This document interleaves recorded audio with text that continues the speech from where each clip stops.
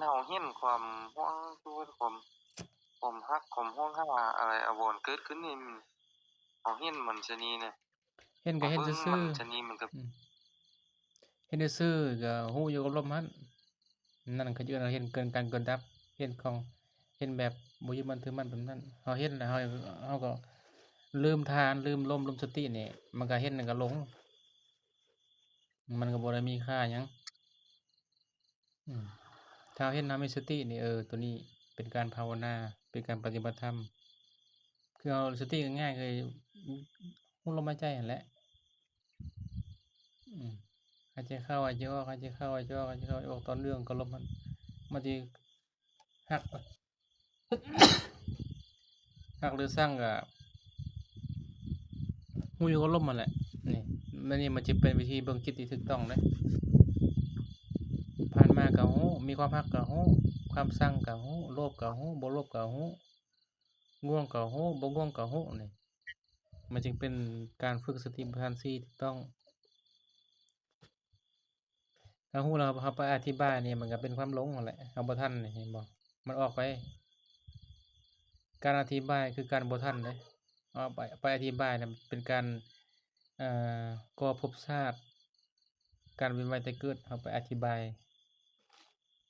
บ่ต้องอธิบายเห็นแล้วก็รู้ลมนั่นแหละเห็นแล้วก็รู้ลมเห็นแล้วก็รู้ลมหมดเลยตัดขาดเลยตัดภพตัดชาติเลยอืมวิญญาณมันบ่ได้ไปก่อแล้วก็แล้วเฮาสิด่าไปก็ตามแต่ว่าความรู้สึกของเรายังอยู่กับลมนะก็แสดงว่ามันบ่ได้ไปเกิดมันก็หมดส่ำนั้นแหละสำคัญคือรักษาความรู้สึกของเราให้อยู่กับลมให้ได้นี่ส่วนความคิดเนี่ยมันจะไปคิดไปด่าผู้นั้นด่าผู้นี้ไปฮักผู้นั้นซักผู้นี้แต่ว่าเราบ่ได้ไปนำมันซี้นะเราอยู่กับลมซี้นะนี่มันก็เลยบ่ได้ไปเกิดบ่ได้ไปทุกข์นั่นแหละแม่นบ่ถ้าเราเห็นในความรู้สึกเราอยู่กับตัวเองนี่เราบ่ได้ไปทุกข์เดะแต่ความรู้สึกเราไปร่วมมื้อใดนี่ทุกข์มันมีเลยแม่นบ่เราสังเกตเบิ่งเดะมันก็เป็นอันนั้นนั่นแหละเวลาความรู้สึกเราไปร่วมทันทีนี่ทุกข์ทันทีเลยแต่ความรู้สึกถ้ามันอยู่กับตัวเรานี่แม้ว่ามันจะคิดปานใดก็ตามคิดชั่วปานใดก็ตามนี่มันก็บ่ทุกข์เพราะบ่ได้ไปร่วมเดะความรู้สึกเราบ่ได้ไปร่วมกับมันความรู้สึกเราอยู่กับลมมันน่ะมันก็เห็นสักแต่ว่าเห็นซื่อๆมันก็กลายเป็นว่าเห็นดีและชั่วแต่เราบ่ได้ไปยึดมั่นถือมั่นนี่สุดท้ายมันก็เป็นมันเป็นของโลกบ่แม่นของเรานี่มันก็จบเลยจบคือเราบ่ต้องไปร่วมกับมันต้องอธิบายบ่ต้องอธิบายมันตัดเลยเดะมันตัดทันทีเลยวิธีภาวนามันก็เป็นแบบนั้นแล้วคันว่าห้ามได้มันคือมันเอาเบื่อหน่ายชะนีมันเป็นหยังเบื่อหน่ายสถานที่บ่แล้วก็เบื่ก็อหน่ายมันก็เป็นอารมณ์ซื่ออารมณ์ขึ้นลงซื่อนี่เราอย่าไปให้ค่ามันเลยมันเบื่อหน่ายเราไปสำคัญว่ามันก็มันสิบ่ดีตัวนี้เบื่อหน่ายก็รู้เบื่อหน่ายก็รู้คือเก่าแหละพัฒนาก็มันสติเราพัฒนาปฏิบัติธรรมก็เพื่อพัฒนาสติเด้บ่ได้ไปพัฒนาหยังเด้พัฒนาสติ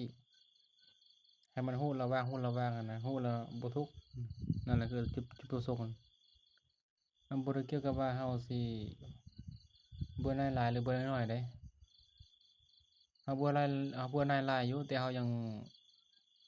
ทุกข์กับมันแต่นี่มันบ่แม่นเบื่อหน่ายที่ถูกต้องเด้แม่นบ่เบื่อหน่ายถูกต้องเนี่ยเบื่อหน่ายมันก็คลายกำหนัดแม่นบ่มันถอนมันปล่อยวางเป็นไปเพื่อนิพพานเนี่ยบ่เบื่อหน่ายถูกต้องเด้ถ้าเบื่อหน่ายแล้วก็ทุกข์ทุกข์เนี่ยมันเบื่อหน่ายแบบโลกคือเราเบื่อเมียนั่นแหละเบื่อแบบโลกซื่อแต่เบื่อหน่ายแบบธรรมนี่มันเบื่อหน่ายแล้วมันคลายกำหนัดอะนะมันคลายมันมันจะมารู้ปล่อยอะนะมีสติอืมรู้แบบนี้อันนี้ที่เราพัฒนาสติให้เราเข้มแข็งนี่สำคัญเราอย่าไปโทษอันอื่นเนาะ ต้นสติอย่างเดียวเฮ็ดไปเดี๋ยวมันมันน่ะดีขึ้นและเราจะรู้เองดอกอารู้เองว่ามันแบบใดแต่สำคัญนี่รู้โดยสตินั่นแหละเพราะว่าถ้ารู้โดยสติเนี่ยมันจะบ่ไปหลงกับมันนั่นน่ะรู้แล้วก็แล้วรู้ก็แล้วแบบนั้นเด้คนเวลาปฏิบัติธรรมเขาก็รู้แล้วก็แล้วเวลาเราบรรเข้าถึงธรรมมันก็รู้ก็แล้วคือเก่านั่นแหละเห็นบ่ โดย เราก็ฝึกตัวเองให้มันเป็นอรหันต์นั่นแหละอรหันต์เพิ่นรู้แล้วก็แล้วเด้เราก็ต้องรู้ก็แล้วนี่เราอย่ารู้แล้วไปยึดมั่นมันสิเกินหน้าที่นะมันจะไปผิดทาง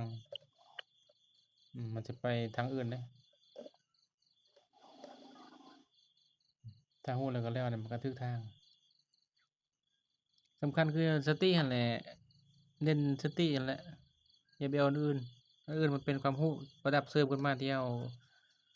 เห็นซื่อๆเห็นมันอัศจรรย์ซี่นะจิตใจเราเปลี่ยนเราก็เลยอัศจรรย์ที่จริงมันก็ธรรมดาอยู่แล้วมันสิเห็นแสงสว่างมันสิผ่องใสมันสิรู้นั่นรู้นี่เราก็อย่าไปอัศจรรย์กับมันอัศจรรย์น้อยเดียวแล้วก็กลับมาล้มคือเก่านั่นแหละ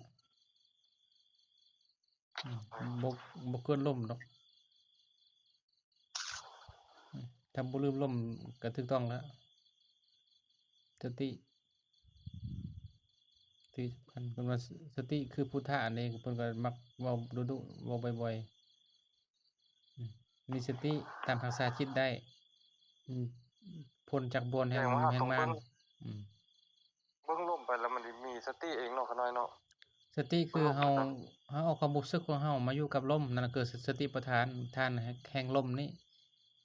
เอาความรู้สึกของเรามาตั้งอยู่ที่ลมตั้งอยู่ที่กายนะนั่นแหละเอิ้นสติคือความรู้สึกบ่แม่นความคิดเด้สติก็คือรู้สึกตัวนะรู้สึกอ่าเรามื่นตาก็ได้ลมมันพัดไปพัดมาส่ำถึกเราต้องเนาะเราก็รู้เนาะนั่นคือสติรู้โดยที่บ่มีเจตนาเวลาสิลุกเนี่ยเราก็ลุกย่างไปเลยซี้นะบ่ได้ตั้งไว้นี่ให้มันเป็นรู้แบบบ่มีเจตนานั่นคือสติเราคิดว่าสิรู้เนี่ยมันมีเจตนานำหน้าเนี่ยมันเป็นความคิดแล้วนำแล้วสติมันเป็นรู้แบบบ่มีเจตนาคือสัมผัสทางลมอธิบายมันก็สิยากคือหายใจเข้าก็รู้หายใจออกก็รู้นะสัมผัสทางลมที่มันเข้ามันออกเอาความรู้สึกตัวอย่าไปคิดเกินว่าอย่าไปใช้สมองหั่นน่ะบ่ต้องใช้สมองคือรู้สึกเลยหายใจเลยซี้นะหายใจเข้าหายใจออกเลยบ่ต้องมีเหตุผลอีกนะบ่ต้องแบบใดบ่ได้เนี่ยบ่ต้องมีเหตุผลยาวสั้นก็หายไปโลดหายใจเข้าหายใจออกหายใจเข้าหายใจออกทั้งยาวทั้งสั้นนั่นแหละทั้งยาวทั้งสั้นก็เฮ็ดไปเลยละเอียดหยาบก็เฮ็ดไปเลยอย่าไปอธิบายว่าต้องยาวบ่ต้องสั้นบ่ต้องปานนั้นเฮ็ดปานนั้นปานนี้บ่ต้องเฮ็ดไปเลยเดี๋ยวมันปรับตัวของมันเองสินะตัวของมันเองบ่ต้องไปอธิบายกับมันเฮ็ดไปเลยสินะเฮ็ดไปเลยรู้หายใจเข้าหายใจออกเลยเฮ็ดเลยปฏิบัติเลยสินะถ้าไปอธิบายเนี่ยเราคิดซื่อๆเราบ่ได้ปฏิบัติหายใจก็หายใจคิดหายใจนั่นแหละแต่เราบ่ได้หายใจจริงๆรู้สึกจริงๆคือเวลาเราเอามือเราแช่น้ำก้อนนี่มันรู้สึกนี่ให้รู้สึกแบบนั้นแหละ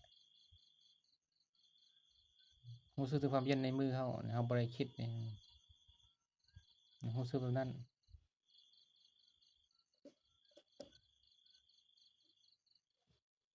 รู้สึกอยู่ที่ฐานอย่าฐานคือเอาลมเป็นฐานเป็นที่ตั้งนะหมายถึงว่าที่ตั้งคือเอาลมนั่นแหละเอาลมเป็นอารมณ์ของสติหมายถึงว่าจับลมรู้ลมอันนั้นสติในลมนั่นแหละ ทำอิฐมันก็ฮู้โดยเจตนาก่อนแม่นบ่มันตั้งใจฮู้ก่อนนี่แต่ว่าฮู้ไปเรื่อยๆนี่เจตนามันสิหายมันเหลือแต่ฮู้ซื่อๆฮู้ที่บ่มีเจตนานั่นแหละมันจึงจะเป็นฮู้สติที่มันแข็งขึ้นมันฮู้แหละมันทิ่มเจตนาเลยนี่เจตนาคือตัณหานะสุดท้ายเจตนามันหายไปนี่มันเหลือแต่ฮู้นี่แหละด้วยสติที่แข็งแล้วมันสุดท้ายมันก็ฮู้แล้วสุดท้ายมันก็สิเห็นเจตนามันก็แล่นไปแล่นมาเจตนาคือความคิดนั่นแหละมโนกรรมอันนี้มันคิดไปคิดมานั่นคือเจตนาบัดนี้มันมีผู้ฮู้ตัวหนึ่งที่ฮู้อยู่ฮู้เด่นอยู่กับลมมันแยกออกมาลมต่างหากฮู้ต่างหากเจตนาต่างหากนี่มันแยกออกมาเลยความคิดต่างหากลมต่างหากฮู้ต่างหากนี่ฮู้แบบบ่ฮู้คือฮู้แบบบ่มีเจตนาต่างหากอามันแยกเป็นแบบนั้นนี่ก็แยกให้ฮู้ไปอย่างน้ำน่ะแยกแบบนั้นสติมันแข็งมันทันความคิดนี่ทันกายทันความคิดสติแข็งแล้วหั่นมันต้องเริ่มต้นที่ถูกต้องฮู้ปฏิบัติธรรมมันตัวนี้คือต้องเริ่มต้นถูกต้องหั่นนะคือเราใส่เสื้อกระดุมเม็ดแรกถูกที่เหลี่ยมก็ถูกนี่มันต่างที่ว่าการปฏิบัติธรรมมันเป็นแบบนี้มันต้องถูกตั้งแต่เริ่มต้นถ้าผิดเริ่มต้นน่ะมันผิดหมดเลยนี่สำคัญต้องถูกเริ่มต้นนี่แหละวางใจให้ถูกเริ่มต้นปานกลางก็ต้องแบบเก่าสุดท้ายก็แบบเก่าใจวางใจให้เป็นแบบเก่านะแบบนี้วิธีปฏิบัติธรรมนะแต่มันบ่คือการเฮ็ดเวียกการเฮ็ดอันนั้นอันนี้เด้มันต้องรัดไปรัดพี่รัดพูนรัดพี่แต่ว่าการปฏิบัติธรรมนี่มันต้องลำดับหั้นนะไปตามลำดับแม่นบ่มันก็ต้องฮู้ตามลำดับไปเรื่อย